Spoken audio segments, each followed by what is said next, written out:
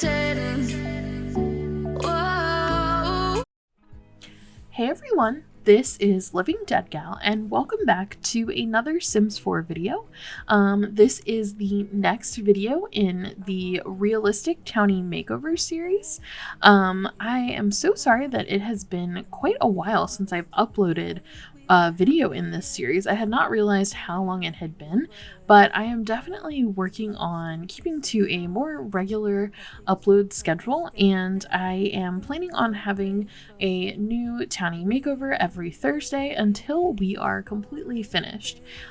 So right now I know we've only gotten through Forgotten Hollow and we're working through Glimmerbrook, and next up I think I'm going to bounce around and move on to Windenburg, just because I have some townies in that world that I actually need for my Let's Plays. So anyway, let's kind of dive right in here. So we are making over Minerva Charm today. If you do not own Realm of Magic, she is a character from the Realm of Magic pack. She resides in Glimmerbrook as the matriarch of her family. She is the mother of Minerva Charm and Daryl Charm, and also Daryl's fiance Amelia Ernest lives with them in their home. So Minerva is an elder sim, and I was really excited to give a makeover to an elder because I really haven't done any makeovers with elder sims yet. I haven't really gotten to play with a lot of elders because a lot of my gameplay off camera and then even in my Let's Plays, I haven't really gotten past sort of the young adult and adult stage. So I'm actually really excited to be using, some CC that I really hadn't gotten to use before. So for her skin details, I ended up picking a skin that's not necessarily for olders, but that has things like stretch marks and cellulite marks, and things that worked really nicely for her body shape and also just for her age, because, people think stretch marks and cellulite are for, only if you aren't skinny, but that's not true. Everybody gets it. So I definitely, and especially as you age, I'm in my 30s, so I can tell you it does happen when you get in your 30s, no matter what size you are. So be ready for that, guys. But anyway, so I wanted to make sure that I kind of picked a realistic skin detail for her, and then with this skin detail, she doesn't end up having any wrinkles on her face, so I added some of those with other pieces of CC that I had, and it was really fun for me because I was using a lot of skin details that aren't my usual go-tos, so it was definitely different, and definitely one that I had to think about a lot more. For her style, there's not a whole lot of lore on her, so I really looked to her traits for things. She is self-assured, she's a bookworm, and she is family-oriented. So I really held on to that self-assured trait, and I decided that I really wanted to give her like a proper glow-up. I didn't want to dress her in a sort of stereotypical, this is what an elder should or shouldn't wear kind of thing. I don't really subscribe to that mentality.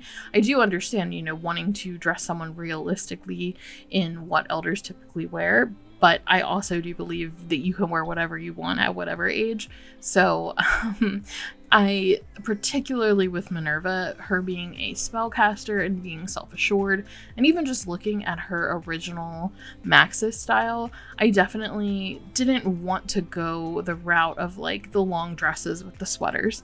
I kept her glasses, which she has from her Maxis look, and for her hair, it was really important to me that I kept the sort of dual color tone that she has in her original Maxis look, where she's got sort of like this like light blue mixed in with the gray. And so I couldn't find an exact match for the hair she has. Like the original in-game hair is braids on top and like up through the back, and then her hair is like loose after that.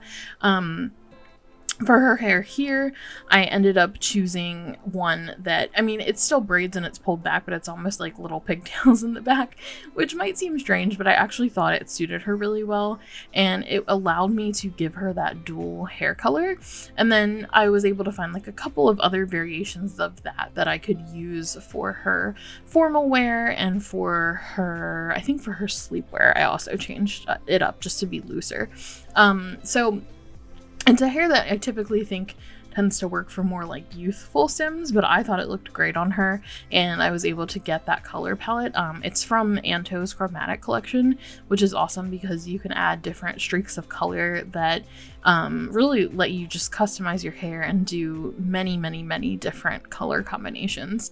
So for her look, again, I didn't want to feel like too bound by like stereotypes of age, so I gave her something a little bit spicier for her formal wear, and I think she looks great. I gave her something that I thought looked relatively, in that magic realm for her everyday wear, the sort of longer dress but with the slit, and lots of like long necklaces and things like that to just kind of give her that like sorceress type of vibe.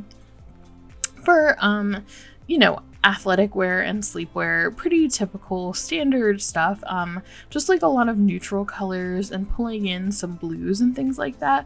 And it's funny because I ended up giving her a lot of similar colored clothing to what I put Gemma in, I'm pretty sure. So I definitely, I want to like put them together and post some pictures and see how their clothes match. It was kind of by accident that I did that. But yeah, so I wanted her style to be like this sort of like glow up, like powerful woman. She's a very self-assured, very powerful woman as far as like her magical abilities. So I wanted that to come through. For her party wear, I had so much fun with this outfit because I ended up finding this really like jazzy looking blue button-down shirt, and it's not anything like super scandalous or anything like that, but it's just a fun shirt. And so I really had fun picking out her looks, and it was definitely a different way to style a sim than what I've normally done. So she ended up being one of my favorites that I've ever worked on, and also one of the most challenging sims that I've ever worked on, because I really haven't dressed or styled a lot of elders at all playing this game, which I'm sad to say that. I would like to do a lot more of that, and I'm hoping with my Let's Plays and my Legacy challenges that I will have a lot more elder sims in my future.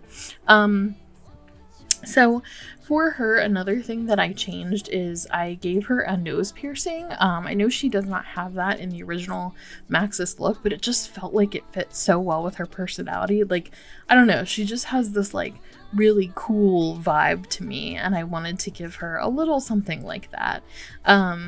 So yeah, that pretty much summarizes everything, and we're close to the end of the video, so I am going to stop my rambling. I hope that you guys enjoyed this makeover. I hope that you like her new look as part of this realistic Townie Makeover series. I'm really excited to put like the whole Charm family together and see how they all look next to one another.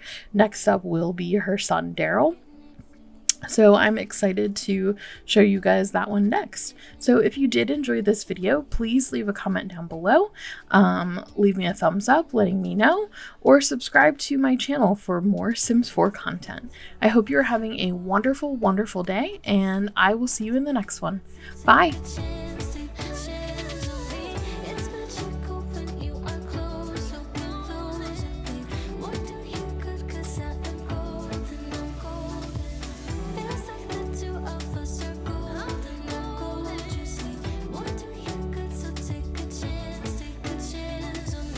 It's magical when you are close, so get closer, babe. What do you got? 'Cause I am gold, I'm golden.